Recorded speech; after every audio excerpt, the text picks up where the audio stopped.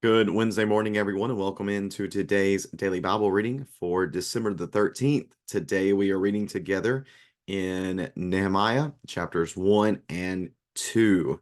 Nehemiah chapters 1 and 2. Here in this text, which again, I think, at least I tend to think it's important to remember that Ezra and Nehemiah were contained within a single scroll in their original organization within the Hebrew scriptures. So finishing up with Ezra yesterday, where it's just kind of randomly, hey, they divorced the foreign wives and sent them away. Um, that's a weird ending for us, but the story is going to continue on here with Nehemiah. About 14-ish years later, um, we're going to see this next character show up on the scene. Remember, it began with Zerubbabel focusing on the rebuilding of the temple. Then Ezra focuses on teaching of the Torah and rebuilding up of the community. And now Nehemiah is going to come on the scene, and he is going to focus on the rebuilding of Jerusalem and her walls. So let's start reading here in Nehemiah chapter 1 and verse number 1. Nehemiah chapter 1, verse number 1, the words of Nehemiah, son of Hakaliah, during the month of Chislev, in the 20th year, when I was in the fortress of Susa, Hanani, one of my brothers, arrived with men from Judah, and I questioned them about Jerusalem and the Jewish remnants. Excuse me, that had returned or that had survived the exile. They said to me, the remnant in the province who survived the exile are in great trouble and disgrace. Jerusalem's walls have been broken down and its gates have been burned. When I heard these words, I sat down and wept. I mourned for a number of days, fasting and praying before the God of the heavens. I said, Yahweh, the God of the heavens, the great and awe-inspiring God who keeps his gracious covenant with those who love him and keep his commands. Let your eyes be open and your ears be attentive to hear your servant's prayer that I now pray to you day and night for your servants, the Israelites. I confess the sins we have committed against you. Both I and my father's family have sinned. We have acted corruptly toward you and have not kept the commands, statutes, and ordinances you gave your servant Moses. Please remember what you commanded your servant Moses. If you are unfaithful, I will scatter you among the peoples. But if you return to me and carefully observe my commands, even though your exiles were banished to the farthest horizon, I will gather them from there and bring them to the place where I chose to have my name dwell. They are your servants and your people. You redeemed them by your great power and strong hand. Please, Lord, let your ear be attentive to the prayer of your servants and that of your servants who delight to revere your name. Give your servant success today and grant him compassion in the presence of this man. At the time, I was the king's cupbearer. During the month of Nisan, in the 20th year of King Artaxerxes, when wine was set before him, I took the wine and gave it to the king. I have never been sad in his presence. So the king said to me, Why do you look so sad when you aren't sick? This is nothing but sadness of heart. I was overwhelmed with fear and replied to the king, May the king live forever. Well, why should I not be sad when the city where my ancestors are buried lies in ruins and its gates have been destroyed by fire? Then the king asked me, What is your request? So I prayed to the God of the heavens and answered the king, If it pleases the king, and if your servant has found favor with you, send me to Judah and to the city where my ancestors are buried, so that I may rebuild it. The king, with the queen seated beside him, asked me, How long will your journey take? And when will you return? So I gave him a definite time, and it pleased the king to send me. I also said to the king, If it pleases the king, let me have letters written to the governors of the region west of the Euphrates River, so that they will grant me safe passage until I reach Judah. And let me have a letter written to Asaph, keeper of the king's forest, so that he will give me timber to rebuild the gates of the temple's fortress, the city wall, and the home where I will live. The king granted my request, for the gracious hand of my God was on me. I went to the governors of the region west of the Euphrates and gave them the king's letters. The king had also sent officers of the infantry and cavalry with me. When Sanballat the Horonites and Tobiah the Ammonite official heard that someone had come to pursue the prosperity of the Israelites, they were greatly displeased. After I arrived in Jerusalem and had been there 3 days, I got up at night and took a few men with me. I didn't tell anyone what God had laid on my heart to do for Jerusalem. The only animal I took was the one I was riding. I went out at night through the valley gate toward the serpent's well and the dung gate, and I inspected the walls of Jerusalem that had been broken down and its gates that had been destroyed by fire. I went on to the fountain gates and the king's pool, but further down it became too narrow for my animal to go through. So I went up at night by the way of the valley and inspected the wall. Then heading back, I entered through the valley gate and returned. The officials did not know where I had gone or what I was doing, for I had not yet told the Jews, priests, nobles, officials, or the rest of those who would be doing the work. So I said to them, "You see the trouble we are in. Jerusalem lies in ruins and its gates have been burned. Come, let's rebuild Jerusalem's walls so that we will no longer be a disgrace." I told them how the gracious hand of my God had been on me and what the king had said to me. They said, "Let's start rebuilding." And their hands were strengthened to do this good work. When Sanballat the Horonite and Tobiah the Ammonite official and Geshem the Arab heard about this, they mocked and despised us. And so, what is this you're doing? Are you rebelling against the king? I gave them this reply: the God of the heavens is the one who will grant us success. We, his servants, will start building, but you have no right, or excuse me, you have no share, right, or historic claim in Jerusalem. And that is the reading of Nehemiah chapters 1 and 2. Again, this is about 14 years after Ezra has made his trip to uh, to the promised land, back to the original home of the Jews. Um, Remember, this return from exile happened in three phases. The first was about 538, and that covers Ezra 1 through 6 with Zerubbabel and Yeshua. Cyrus was the ruler at that point. The next phase of the return happened in about 458, and that covers Ezra chapters 7 and 10. Ezra, again, is the main character there. This was done under Artaxerxes. And then about 14 to 15 years later, we have the third phase, which covers Nehemiah. Nehemiah, obviously the main character, and this as well happened under Artaxerxes. The focus within this text of Nehemiah oftentimes is put on Nehemiah and his leadership qualities and talents, but really what we're referring to, or what we need to focus on within this text, is what God is doing. Nehemiah himself is recognizing what is being done by Yahweh throughout the entirety of the situation.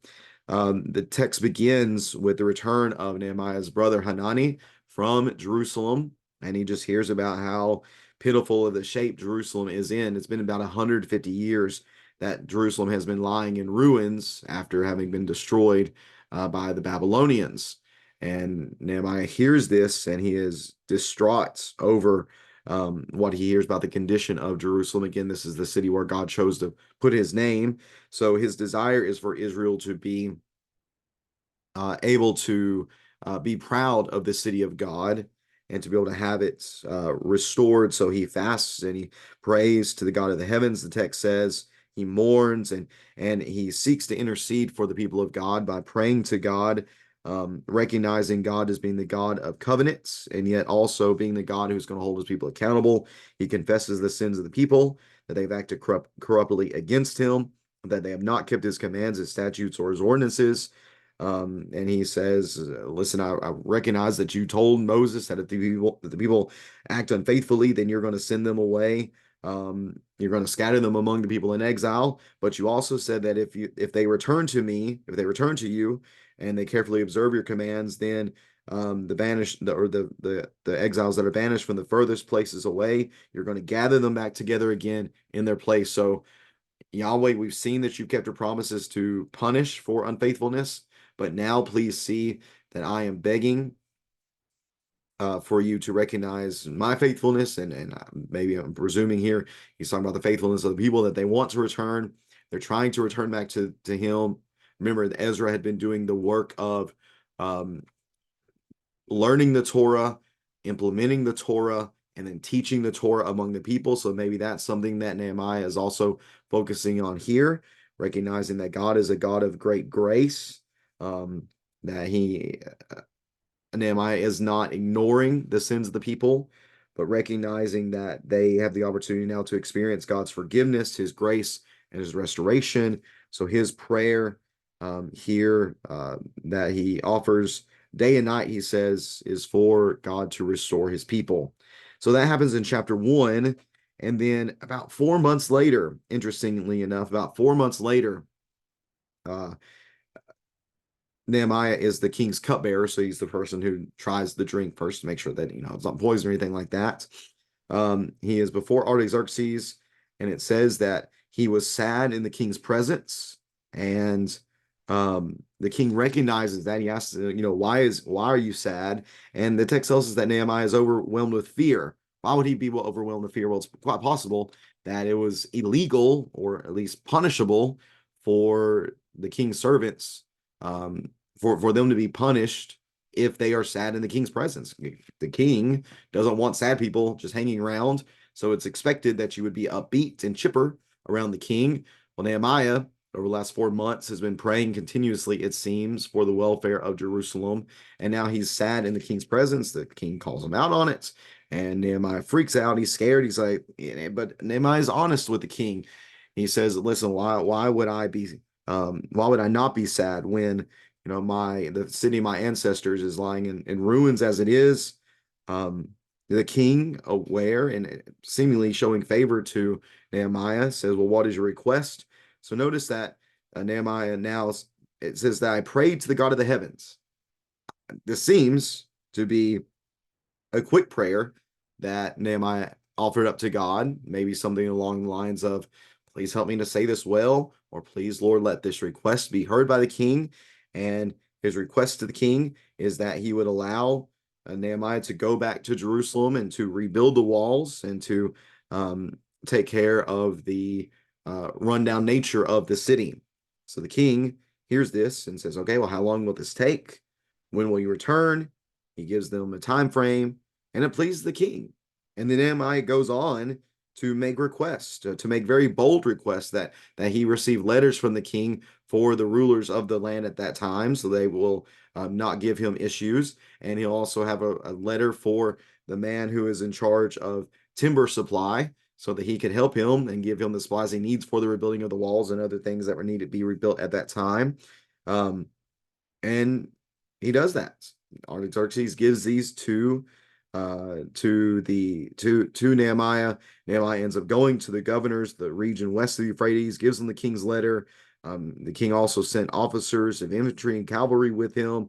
But then there's some people in the land, Sanballat and Tobiah and Geshem is mentioned later on.